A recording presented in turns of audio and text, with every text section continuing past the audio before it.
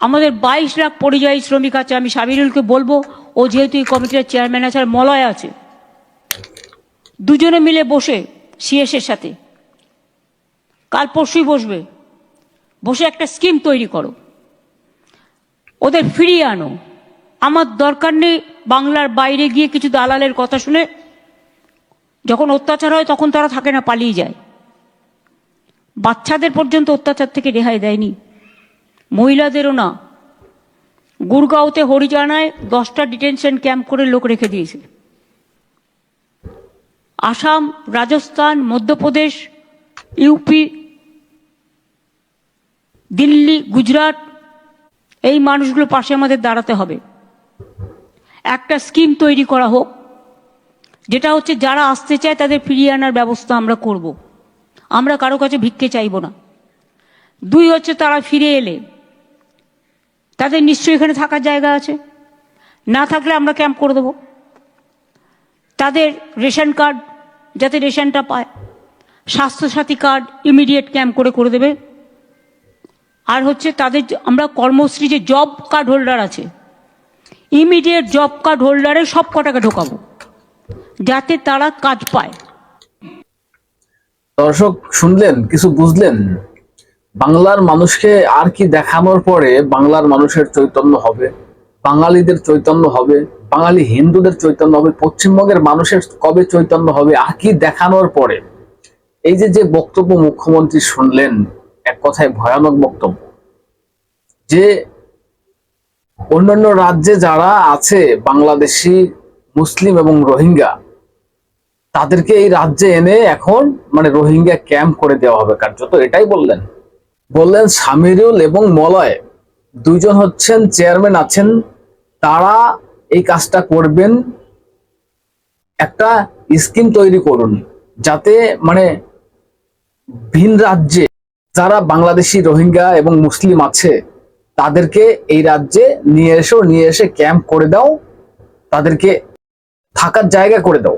একটা কথা এখানে পরিষ্কার দর্শক বুঝবেন, যে বলছেন নিশ্চয়ই ওদের থাকার জায়গা বাংলায় আছে, আর যদি না থাকে তাহলে আমরা ক্যাম্প করে দেব।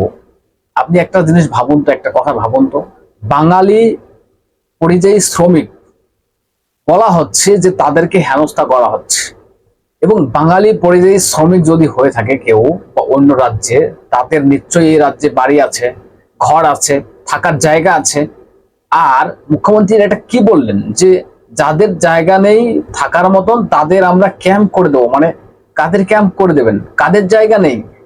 যাদের জায়গা নেই, তাহলে এই বাংলায় তাদের কি পরিচয়? কাদেরকে রাখার জন্য এসব ঘোষণা বা এসব বক্তব্য? ক্যাম্প বাংলাদেশি রোহিঙ্গা ক্যাম্প হবে নাকি এখানে আবার? ভয়ানক ঘোষণা দর্শক, ভয়ানক। এক কথায় দেশের পক্ষে ক্ষতিকারক এবং বিপজ্জনক। মমতা ব্যানার্জি ইমিডিয়েটলি এনাকে মানে পদত্যাগ করাতে হবে, এমন প্রেসার দিতে হবে, পদত্যাগ করাতে হবে রাষ্ট্রীয়, মানে কি বলবো দর্শক। তাহলে এই রাজ্যে যাদের থাকার জায়গা নেই, তাহলে তারা কারা? প্রশ্ন আমাদের, তাহলে তারা কারা? যদি এই রাজ্যে থাকার জায়গা না থাকে তাহলে তারা কারা? তাদেরকে এনে এই রাজ্যে বলছেন রেশন কার্ড করে দিতে হবে, নথিভুক্ত মানে সরকারি নথিপত্র সব করে দিতে হবে, তাহলে রেশন কার্ডটা করে দিতে হবে যেন তারা রেশন পায়, এবং বললেন যে স্বাস্থ্যসাথী কার্ড করে দিতে হবে ইমিডিয়েটলি, এবং জব কার্ড তো না, জব কার্ডের বদলে কি একটা কার্ড বের করেছেন নাকি, কর্মশ্রী নাকি, সেই জায়গাতে সবগুলোকে ঢুকিয়ে দেওয়া হবে, ইমিডিয়েটলি সবগুলোকে ঢুকিয়ে দেওয়া হবে। জব কার্ড হোল্ডার যারা, মানে ওই জব কার্ড কাজ যা হয় মাসে বা বছরে 2 মাস 3 মাস কাজ হয়, যদি এই 2-3 মাস কাজ করে সারা মানুষের সংসার চলবে? যারা পরিযায়ী শ্রমিক আছেন তারা সারা মানুষের সংসার চলবে 2 মাস 3 মাস কাজ করলে? এবং এক কথায় দর্শক এটা ভয়ানক। প্রিয় দর্শক, আমি নয়ন রায়, আপনারা দেখছেন হাবড়া টিভি। দর্শক, কারো পাচারটার সুযোগ নেই, পাচারটা আসলে অথেন্টিক বাস্তব রিয়েল কথাটা বলছি, যেটা সত্য সেটাকে স্বীকার করতে হবে, অন্যায়ের বিরুদ্ধে প্রতিবাদ করতে হবে, অন্যায়ের বিরুদ্ধে আমাদের প্রতিবাদ চলবে। তবে আপনাদের বলবো চ্যানেলটা সাবস্ক্রাইব করে পাশে থাকুন, সঙ্গে থাকুন। দর্শক, এবার পয়েন্টে আসি।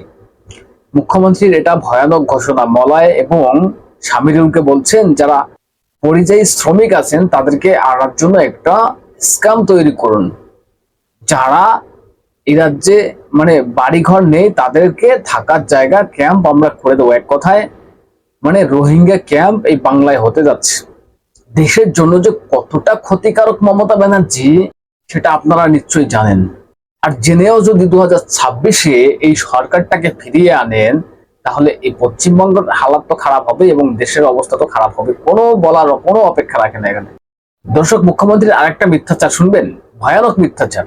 বলছেন বাংলার থেকে 22 লক্ষ পরিযায়ী শ্রমিক বাইরে গিয়ে কাজ করছে, ভিন রাজ্যে গিয়ে, এবং বাইরের রাজ্য থেকে বা অন্যান্য রাজ্য থেকে আমাদের পশ্চিমবঙ্গে এসে কাজ করছেন 1.5 কোটি পরিযায়ী শ্রমিক, মানে অন্য রাজ্যের লোক এক কথায় বলার চেষ্টা করলেন।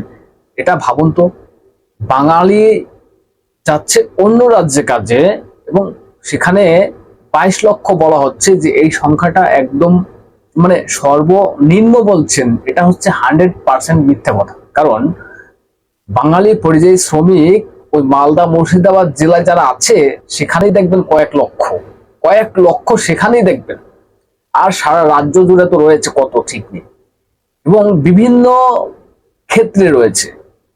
যারা স্বর্ণের কাজ করে তারা দেখবেন প্রচুর, মানে এক একটা শহরে তারা প্রচুর ছড়িয়ে ছিটিয়ে রয়েছে। তারপরে তো অন্যান্য কাজ আছে আপনারা জানেন, সেখানে বলছেন যে আমাদের 22 লক্ষ মানুষ বা পরিযায়ী শ্রমিক বাইরে কাজ করছে, আর বাইরের রাজ্য থেকে এসে আমাদের এখানে 1.5 কোটি এখানে এসে কাজ করছেন। মানে এটা চরম মিথ্যা কথা। 1.5 কোটি মানুষ বাংলায় এসে কাজ করছে অন্যান্য রাজ্য থেকে। কি আছে বাংলায়, কি আছে বঙ্গটায়, কি আছে, কি রেখেছেন রাজ্যতে? সব কারখানাগুলো তো বন্ধ হয়ে যাচ্ছে। যাও ছিল, কটা কারখানা হয়েছে? কারখানা তো হয়নি, ওই চপ শিল্প হয়েছে কয়েকটা। এখন ওই চপ শিল্প করতে কি বাইরের রাজ্যের থেকে বা ভিন রাজ্যের থেকে লোক আসছে কিনা আমার জানা নেই। দর্শক, আপনারা জানেন? অদ্ভুত মিথ্যা কথা, মানে কি বলবো, এর চরম মিথ্যা কথা। একটা মিথ্যাচার চালিয়ে যাচ্ছে শুধুমাত্র এরা। রাজ্যে যদি কাজ থাকে তাহলে রাজ্যের ছেলেমেয়েরা কেন বাইরে গিয়েছে? বলছে 22 লক্ষ তো হবে না, কয়েক লক্ষ হবে, আর বলছেন বাইরের রাজ্য থেকে এসে 1.5 কোটি লোক এখানে কাজ করছে। তাহলে হিসাবটা দিন, 1.5 কোটি লোক কাজ করছে, তাহলে হিসাবটা দিন কোন রাজ্য থেকে কত লোক এসে এই রাজ্যে কাজ করছে, বাংলার মানুষের কাছে পরিষ্কার হয়ে যাবে। এটা দিতে পারবেন না। দর্শক, কি বলবো, সব থেকে ভয়ানক যে বক্তব্য আপনারা শুনলেন মুখ্যমন্ত্রীর, মলয় এবং সামিরুল দুজনাকে দায়িত্ব দিয়েছেন যে একটা স্কিম তৈরি করো, যারা পরিযায়ী শ্রমিক আছে, অর্থাৎ বাংলাদেশি হোক রোহিঙ্গা হোক, তাদেরকে এই রাজ্যে নিয়ে এসে যাদের বাড়ি ঘর নেই তাদেরকে আধার কার্ড করে দাও, বা ওই বললেন তো রেশন কার্ড করে দাও, জব কার্ড করে দাও, স্বাস্থ্যসাথী কার্ড করে দাও, মানে মোটামুটি ডকুমেন্টস গুলো সব তৈরি করে দাও। কারণ যেভাবে বাংলাদেশিদের ধরা হচ্ছে রাজ্য থেকে, যে কত হাজার কত লক্ষ বাংলাদেশি ছড়িয়ে পড়েছে ভারতবর্ষের ভিতরে বিভিন্ন রাজ্যে, সেগুলো ধরা চলছে। এখন মুখ্যমন্ত্রী তো ভোট ব্যাংকেরা এসে তো ভোটটা দিয়ে যায়, না। এখন তাদেরকে ক্যাম্প করে রাখা হবে, কারণ তারা ভোটটা যেন দিতে পারে। স্বার্থ তো একটাই, যাতে ক্ষমতায় থাকতে পারি, আমার যে কোনো মূল্যে আমার ক্ষমতা চাই। রাজ্যটা রসাতলে যাক, রাজ্যটা ডুবে যাক, দেশটা ধ্বংস হয়ে যাক, আমার কোনো প্রবলেম নেই, আমার ক্ষমতা চাই, আমার ভোটটা চাই। তাই ওদেরকে এখন মানে ওই রোহিঙ্গা ক্যাম্প করে দাও। এই রাজ্যে থাকার জায়গা নেই তো কি হয়েছে, রেশন কার্ড করে দাও, আধার কার্ড করে দাও, প্যান কার্ড করে দাও, সবকিছু করে দাও। ভোটটা তো আমার দরকার এদের। এক কথায় ভয়ঙ্কর। দর্শক, ভয়ঙ্কর। 2026-এ যদি এই তোলামূল এই মুখ্যমন্ত্রী আবার ফিরে আসে, তাহলে বাংলার সঙ্গে সঙ্গে ভারতবর্ষের বিপদ, এখানে বলার কোনো সন্দেহ নেই। দর্শক, কি বলবেন এসব নিয়ে? আপনাদের গুরুত্বপূর্ণ মতামত জানাবেন, কমেন্টস করে নজর রাখবেন। হাবড়া টিভিতে চ্যানেলটা সাবস্ক্রাইব করে পাশে থাকবেন, সঙ্গে থাকবেন।